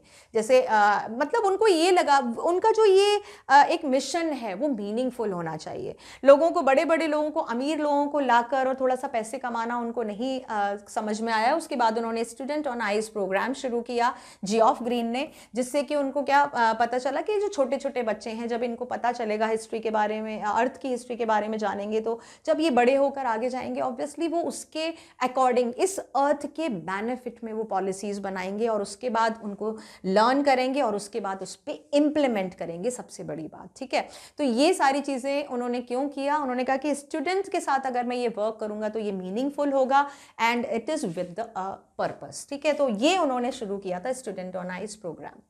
The reason the program has been successful is because the impossible to go anywhere near the South Pole and not be affected by it. It's easy to be blase about the polar ice caps melting while sitting in the comfort zone of our respective latitude and longitude. But when you can visibly see glaciers retreating and ice shelves collapsing, you begin to realize that the threat of global warming is very real.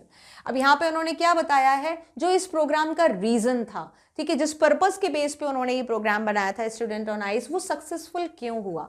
वो successful हुआ because it is impossible to go, आप जा ही नहीं सकते south pole पे या north pole पे, क्योंकि हम जो ह्यूमन हैं कुछ भी है एक लिमिटेड, एक लिमिट में हम लोग टेम्परेचर वेरिएशंस को बर्दाश्त कर सकते हैं। तो साउथ पोल और नॉर्थ पोल पे तो वैसे ही जाना पॉसिबल नहीं होता है, but it is bless, bless is called unimpressed और अनइफेक्टेड, उससे इफेक्ट नहीं होना, बट इट्स ईजी, बहुत ज़्यादा ईजी है कि ये जो चीज़ है उससे अफेक्टेड नहीं है।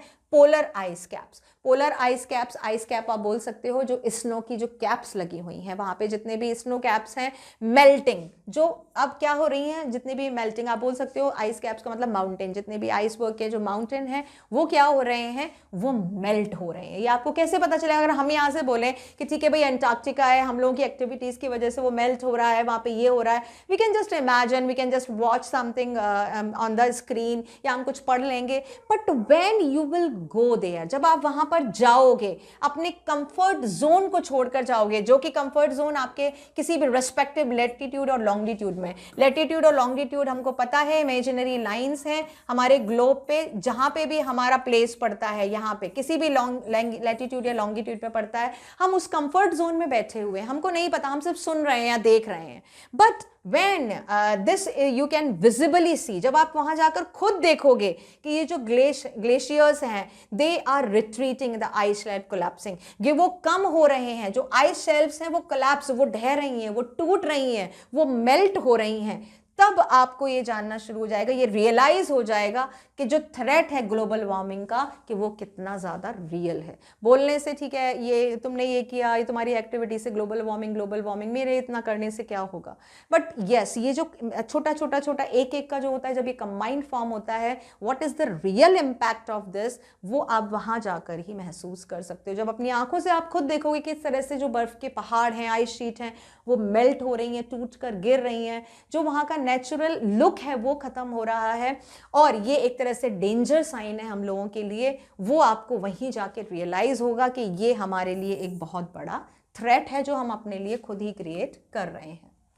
Antarctica, because of a simple ecosystem and lack of biodiversity, is the perfect place to study how little changes in the environment can have big repercussions. Take the microscopic phytoplankton and phytoplankton, those grasses of the sea that nourish and sustain the entire Southern Ocean's food chain.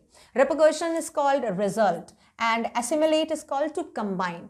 Phytoplankton, known as the microlarge, similar to the terrestrial plant, and float in the upper part of the ocean. ना ये micro allergy बोल सकते हो आप इसको, जैसे हम देखते हैं जो एलर्जी होती है जहाँ पे भी मॉइस्चर आ गया, रॉक की साइड पे आपने काई देखी होगी, बिल्कुल वैसे ही। तो फाइटोप्लैंक्टन क्या होते हैं, ये ओशन की लेयर पर होते हैं, जो आपको दिखाई देंगे, छोटे छोटे जो होते हैं टेरेस्ट्रियल जैसे हमारे प्लांट होते हैं, बट ये बहुत सरफेस लेवल के प्लांट होते हैं जिनको फाइटोप्लैंक्टन बोला जाता है। आप बोल सकते हो सी लेवल की जो ग्रास होती है वो होता है, ठीक है। तो एंटार्क्टिका का जो इकोसिस्टम है बहुत सिंपल है, ये लैक है बायोडाइवर्सिटी मतलब हमको तो सब चीज़ें चाहिए, सन चाहिए, हमको धूप भी चाहिए, पानी भी चाहिए, वेजिटेशन भी चाहिए। वहाँ का जो इकोसिस्टम है वो बहुत सिंपल है, वहाँ पे ऐसा कुछ नहीं है, और ये जो प्लेस है बिल्कुल परफेक्ट है स्टडी करने के लिए। छोटे छोटे जो चेंजेस होते हैं एनवायरनमेंट में, उनका कैसे बहुत बड़ा रिजल्ट आ जाता है, ये जानने के लिए वो सबसे अच्छी जगह है। आपकी छोटी आज की आप जितने भी ईयर्स से आप करते आ रहे हो, उन सारा अगर हम सबका लगाएं कि भाई तुम्हारा कार्बन फुटप्रिंट इतना है, तुम्हारा कार्बन फुटप्रिंट इतना है, इतना आप लोगों ने सबने कंट्रीब्यूट किया है, वो जो कंबाइंड हो गया है, ठीक है। तो छोटा सा जो आपने अपना कंट्रीब्यूट किया, आज उसका बहुत बड़ा रिजल्ट निकल कर आ रहा है। आपने बहुत थोड़ी सी चीज़ों, आपका कार्बन फुटप्रिंट या कार्बन इमिशन बहुत थोड़ा सा है, बट सारे लोगों का मिलाकर अगर आपने देखा जाए तो उसका रिजल्ट क्या है, ग्लोबल वार्मिंग। तो छोटी सी चीज़ का बड़ा रिजल्ट क्या हो सकता है वो हमको यहाँ पे आकर पता चल सकता है। अब यहाँ पर एक छोटी सी चीज़, माइक्रोस्कोपिक फाइटोप्लैंक्टन, ये जो छोटे छोटे ग्रासेस हैं जो सी के अंदर होते हैं, जो किसको नरिश करते हैं और बनाए रखते हैं। सस्टेन इज कॉल्ड बनाए रखना पूरा सदर्न ओशन का फूड चेन। फूड चेन को पूरा बैलेंस करके रखते हैं, क्योंकि सदर्न ओशन पूरा ओशनिक पार्ट है। तो ओशनिक पार्ट में अगर इकोसिस्टम नहीं होगा, वहाँ पर ऐसी वाटर बॉडीज़ या क्रीचर्स नहीं होंगे जो वहाँ के पूरा इकोसिस्टम को बैलेंस करके रखें, तो वो ओशनिक करंट के लिए भी, वहाँ के लोगों के लिए, आसपास के लोगों के लिए भी बहुत ज़्यादा हार्मफुल हो जाएगा। तो ये जो फाइटोप्लैंक्टन्स होते हैं ये नरिश करते हैं, पूरी फूड चेन बनाते हैं, पूरा जितना भी एंटायर सदर्न वाटर बॉडी है उसका पूरा जो है वो छोटे छोटे जो इतनी जो हमारी एक तरह से फ्लोट करती रहती है, तैरती रहती है, जो काई एल्गी बोल सकते हो आप इसको, जो ओशन के आपने देखा भी होगा पानी में, छोटे वाटर बॉडीज में देखा होगा, ये तो बहुत बड़े वाटर बॉडीज में होता है। इसका बहुत बड़ा रोल होता है इकोसिस्टम और फूड चेन को मेंटेन करने में। Now, these single-celled plants use the sun's energy to assimilate carbon and synthesize organic compounds in that wondrous and most important of processes called photosynthesis. अब synthesis is called produce. अब इनका काम क्या है, ये क्या करते हैं? ये सिंगल सेल्ड प्लांट है, इनमें बस एक सेल होती है, सिंगल सेल के प्लांट है। सन की जो एनर्जी होती है वो उसको एसिमिलेट कर देते हैं। अब ये मैं सिर्फ एंटार्क्टिका की बात नहीं कर रही हूँ, सदर्न जो ओशन बॉडी पार्ट है वहाँ पे तो सन की रोशनी पड़ती है, तो पूरा जो ओशनिक जो पूरा वाटर पार्ट है, जब वो सन की रोशनी पड़ती है वहाँ पे ये उसको एसिमिलेट कर लेते हैं, किसको? कार्बन को कर लेते हैं, और फिर प्रोड्यूस करते हैं ऑर्गेनिक कंपाउंड। दैट वंडरस, और जो बहुत ज्यादा वंडरस या मोस्ट इंपॉर्टेंट प्रोसेस है जिसको बोला जाता है photosynthesis. It's not new for you, ये हम बहुत छोटे से पढ़ते आ रहे हैं कि किस तरह से प्लांट अपना खाना बनाते हैं, जिसमें वो बहुत ज्यादा कार्बन डाइऑक्साइड को एब्जॉर्ब कर लेते हैं और जिससे हम लोगों के लिए CO2 इमर्ज होती है। ठीक है, तो ये फोटोसिंथेसिस प्रोसेस जितना ज्यादा जरूरी प्लांट्स के लिए उतना ज्यादा हमारे लिए भी है। सेम ऐसे ही जो वाटर का इकोसिस्टम है, जो वाटर के प्लांट्स हैं, जो वाटर की एलर्जी है, वो भी सन लाइट को एसिमिलेट करती है, कार्बन को, और उससे प्रोड्यूस करती है ऑर्गेनिक कंपाउंड जो हमारे लिए बहुत इंपॉर्टेंट है, और इस प्रोसेस को क्या बोला जाता है? Photosynthesis process. तो ये इकोसिस्टम हमारा ओशन में भी सेम रहता है जैसा एनवायरनमेंट में है। Scientists warn that a further depletion in the ozone layer will affect the activities of phytoplankton, which in turn will affect the lives of all the marine animals and birds of the region and then the global carbon cycle. In the parable of this phytoplankton, there is a great metaphor for existence. Take care of the small things and the big things will fall into place. Parable is called a moral based story, छोटी सी कहानी जिसको बोलते हैं, जिसके इससे हमें शिक्षा मिलती है, हम बोलते थे ना वो वाली, वो पैराबल दैट इज कॉल्ड।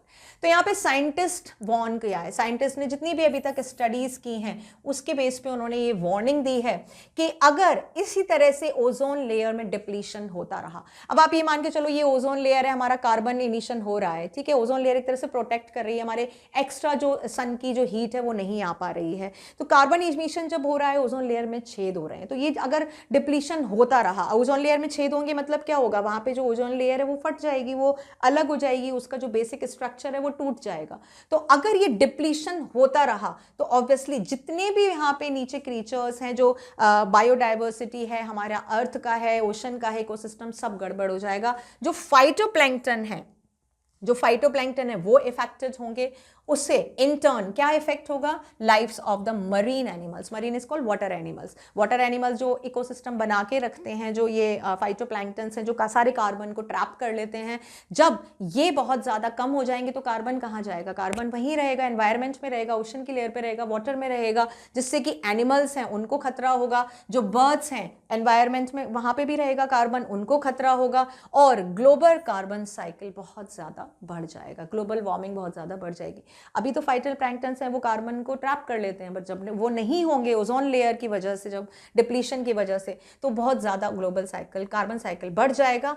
अगर यहाँ पर हम देखा जाए तो एक छोटी सी स्टोरी है इस फाइटोप्लैंक्टन के लिए जो कि बिल्कुल सही बैठती है। Metaphor is a literary device that is comparing the characteristic of two objects, ठीक है, कंपेयर करती है। तो यहाँ पे क्या एक तरह से मेटाफोर देखा जाए, एक कहावत है कि छोटी छोटी चीज़ों का आप ध्यान रखिए, बड़ी चीज़ें अपने आप अपने प्लेस पे आ जाएंगी, सब कुछ सेट हो जाएगा। ये सब कुछ जो हमको बहुत बड़ी सी चीज़ लगती है कि हाँ ये बहुत बड़ा सा प्रॉब्लम है, ये जो ट्रबल है, बट उसका जो ओरिजिन होता है वो बहुत छोटी सी जगह से होता है। आप उसको मेंटेन करके रखो, जो बड़ी प्रॉब्लम है that is not going to be exposed before you.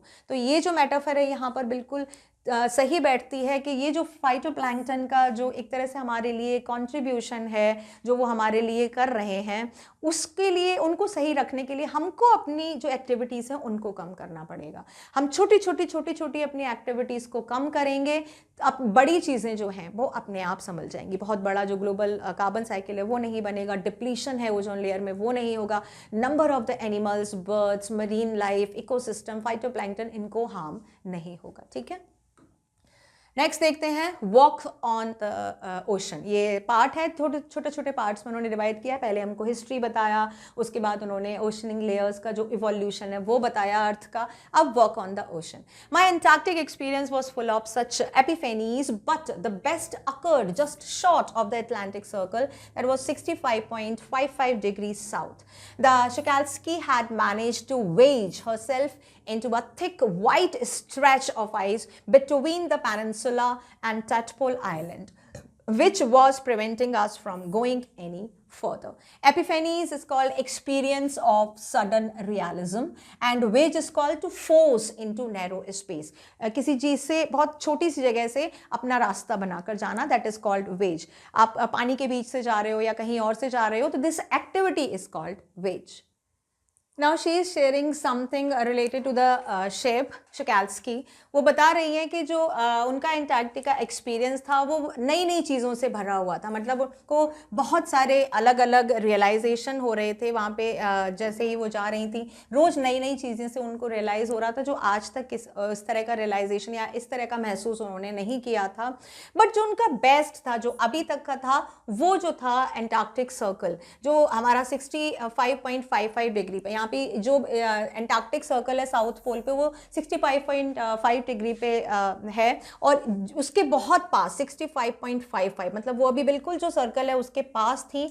और एक जगह आके जो उनका शिप था वो manage to wedge is called, बहुत मुश्किल से निकलना, वो एक जगह आके फाइट स्ट्रेच के बीच में, एक थिक वाइट स्ट्रेच था, उसके बीच में आके वो थोड़ा सा फंस गया था, मतलब वो निकल नहीं पा रहा था। तो आप देख सकते हो, लाइक इस तरह से इमेजिन कर सकते हो कि वो किसके बीच में फंसा हुआ था। वो पेनिनसुला और टेडपोल आइलैंड, दो आइलैंड के बीच में से वो जा रहा था, and it was not able to go and it was preventing us from going any further. वहाँ पे आके वो फंस गया और वो लोग आगे नहीं जा पा रहे थे। उनका जो शिप था वो वहाँ पे उन दोनों आइलैंड के बीच में थोड़ा सा फंस गया था। The captain decided we were going to turn around and head back north. But before we did, we all were instructed to climb down the gangplank and walk on the ocean. So there we were, all 52 of us kitted out of the Gore-Tex and glares, walking on a stark whiteness that seemed to spread out forever. Gangplank is called a wooden board used to board or get down from the ship, and kitted out is called to give the clothing or equipment required to do a particular activity, and Gore-Tex is called breathable waterproof fabric.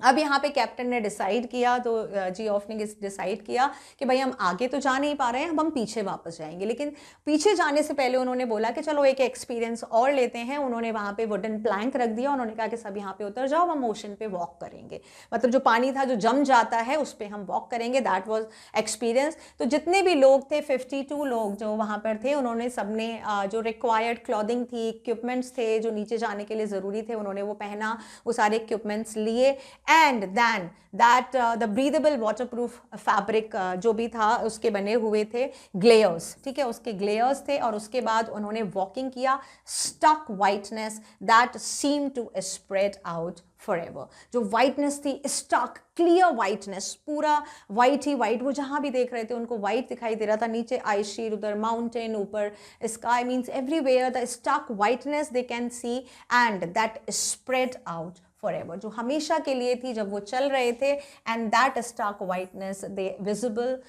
That time. तो अगर इसे देखा जाए तो अगर उनका ship वहाँ पे नहीं फंसता, if it manage to go, तो वो वहाँ पर नीचे ओशन वॉक नहीं कर पाते थे। अब उन्होंने कहा कि हमको वापस जाना है क्योंकि they were not able to go, ठीक है, आइसबर्ग्स को तो नहीं हटा सकते, वहाँ से शिप नहीं निकल पा रहा था। तो उन्होंने इस वजह से उनको ये एक्सपीरियंस मिल गया ओशन वॉक का, ठीक है। तो ये वो कहती हैं कि इसके लिए वो बहुत थैंकफुल हैं, इस एक्सपीरियंस के लिए, इस रियलाइजेशन के लिए। Underneath our feet was a meter thick ice pack, and underneath that 180 meters of the living breathing salt water. In the periphery, crab eater seals were stretching and sunning themselves on the ice floes, much like stray dogs will do under the shade of the banyan tree. It was nothing short of the revelation. Everything does indeed connect. Periphery is called area around, आसपास का area. Ice floes is called large peck of floating ice, बहती हुई बहुत बड़े बड़े ice के टुकड़े. Revelation is called to know an interesting fact, कुछ बहुत अच्छा सा चीज़ पता चलना. Indeed connect is called a true connection of everything with the nature. यहाँ पर वो बता रही हैं जब वो लोग वॉक कर रहे थे वो एक्सपीरियंस अब वो बता रही हैं कि उनके पैरों के नीचे, अंडरनीथ इज कॉल्ड बीनीथ, उनके पैरों के नीचे क्या था उन्होंने देखा, बहुत 180 लगभग 180 मीटर की थिक जो आइस पैक था वो उनके नीचे था. और उसके बाद जो ब्रीदिंग सॉल्ट वाटर, नीचे जो क्या था पूरा सॉल्टी वाटर था, ओशनिक वाटर था, एंड वहाँ पर वो लोग ब्रीथ कर रहे थे.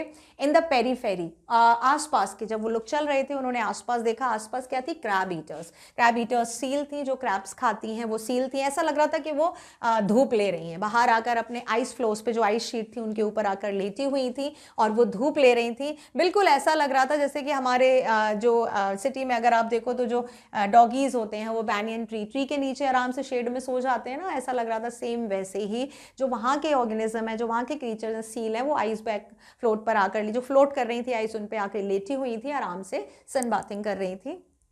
It was nothing short of, ऐसा लग रहा था कि वो वहाँ पर सन बात करने आई है, वहाँ पे तो सन दिखता ही नहीं है ना, तो वो ऐसा लग रहा था कि भाई सनिंग देमसेल्फ, वो आप बाहर आकर अपने आप को मीन्स थोड़ा सा स्ट्रेच कर रही हैं, थोड़ा सा रिलैक्स कर रही हैं वहाँ आकर. And it was nothing short a revelation. Revelation is called, बहुत इंटरेस्टिंग फैक्ट था क्योंकि ये उन्होंने सिर्फ जाना नहीं था, पढ़ा नहीं था, देखा नहीं था, वो खुद फील कर रहे थे वहाँ पर जाकर. एवरीथिंग डज इंडीड कनेक्ट, सब कुछ बहुत ज़्यादा कनेक्ट था. किस चीज़ से कनेक्ट था, नेचर से. हर चीज नेचुरल थी, कोई भी आर्टिफिशियलिटी नहीं थी, कोई भी ह्यूमन टच नहीं था, कोई भी सिंथेटिक मैनमेड आइटम नहीं था वहां पे. Each and everything was really connected with the nature. Now, 9 time zones, 6 checkpoints, 3 water bodies, and many ecosphere later, I was still wondering about the beauty of balance in the play on our planet.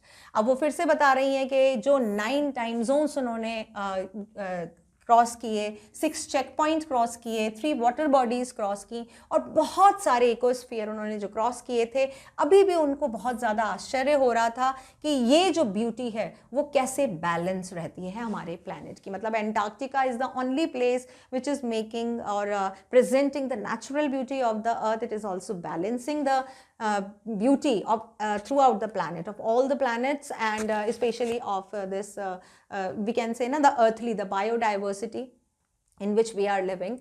How would it be if Antarctica were to become the warm place that it once used to be?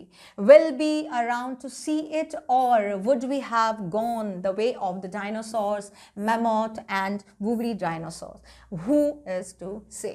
Mammoth is called a type of large animals that is extinct now. Mammoth, बहुत बड़े बड़े dinosaur, जो अलग अलग तरह के dinosaur थे जो अब extinct हो चुके हैं. And woolly rhinos are the type of large animal that is extinct now. That is also extinct now. जो वो भी खत्म हो चुके हैं.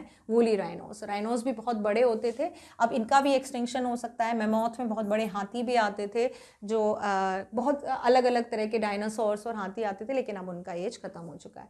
तो अब वो ये बता रही है कि कैसा हो अगर ये जो एंटार्क्टिका है वो बिल्कुल पहले के जैसा हो जाए, वार्म प्लेस हो जाए, जो पहले कनेक्ट था, गोंडवाना प्लेस का जो था पार्ट था, पहले जैसा अगर हो जाए तो क्या होगा. Will be around two see it, मतलब अब हम अपने आसपास फिर से देख सकते हैं वही डायनासोर्स, मेमोथ, जो बड़े बड़े एनिमल्स थे. हुज टू से, कौन कह सकता है. मतलब ये सारी चीज़ें वो अपना अंदाज़ा लगा रही हैं एक्सपीरियंस शेयर करने के बाद. वो फिर से ये बोल रही हैं कि अभी हम लोग ह्यूमन है, डायनासोर के बाद ह्यूमन एज आया है. अब वो ये इमेजिन कर रही हैं कि ह्यूमन एज के बाद फिर से डायनासोर आ जाएगा, फिर से वो सब हो जाएगा, तो क्या होगा, क्या हम उनको अपने आसपास देख सकते हैं. But after spending 2 weeks with a bunch of the teenagers who still have the idealism to save the world, all I can say is that a lot of happen in a million years, but what a difference a day makes. उन्होंने कहा कि लेकिन कुछ भी हो, जो 2 हफ्ते मैंने यहाँ पर बिताए हैं, गुजारे हैं, कुछ थोड़े से bunch of the teenager students के साथ, group, bunch is called group of the student के साथ, जिनके पास एक आइडियलिज्म था. Idealism is called when you are ready to believe on the authenticity of something. कुछ आदर्श की बातें करते हो, आपको विश्वास होता है कि हाँ जो चीज़ है वो वैसी ही रहनी चाहिए और उसमें हमारा क्या कॉन्ट्रीब्यूशन हो, जो कि उसका जो चीज़ वो वैसी ही रहे. तो जो आइडियल वाले जो बच्चे होते हैं वो किस आइडियल के साथ हैं, उनका आइडियलिज्म क्या है कि हमको इस वर्ल्ड को बचाना है. वही बच्चे उनके साथ आए थे जिनको इंटरेस्ट था इस अर्थ को जानने में, हिस्ट्री को जानने में, और कैसे हम अपनी अर्थ को सेव कर सकते हैं. ऑल आई कैन से, वो क्या कह सकती हैं, वो ये कह सकती हैं कि जितना भी इन पूरे मिलियन ईयर्स में हुआ है, बट ये सारी चीज़ें सिर्फ एक दिन के डिफरेंस से बदल सकती हैं. जो भी हमने किया है, what a difference a day make. एक और ज़्यादा दिन हो जाएगा, उससे क्या फ़र्क पड़ जाएगा. मतलब ये मिलियन ईयर्स का जो हमने एक्सपीरियंस किया अभी तक ऑन दिस प्रोग्राम, उसमें अगर एक दिन का और डिफरेंस हो जाएगा तो what is the thing. Last में हम इस तरह की चीज़ें बोलते हैं कि भाई एक दिन और, whenever we are visiting to any place, भाई 10 दिन रह गए, एक दिन और. तो वो वही बता रही हैं कि जो भी कुछ हुआ है, लॉट कैन हैपन, बहुत सब कुछ हो सकता है इतने सालों में, करोड़ों सालों में एक दिन का और जो डिफरेंस हो जाएगा, that can B make. So here the experience of Tishani is over now. She has just presented as whatever we can say, na, the totally eye witness, the eye view she has presented in this chapter. इस chapter को पढ़ने के बाद थोड़ा तो लग रहा होगा, जब whenever we are going through this chapter, जब आप टेक्स्ट पढ़ोगे थोड़ा तो you can imagine कि हाँ आप भी अंटार्कटिका में हो. तो आई होप आपको अर्थ का history means some of the realistic factual thing about a planet we have studied in this chapter. Generally it is not just going to remember anything. ठीक है, ये जो फैक्ट था बस हमने वही थोड़ा सा जाना है विद द हेल्प ऑफ तिशानीज word. So with this I am just ending this video. I will bring the textual part of this video in the next chapter.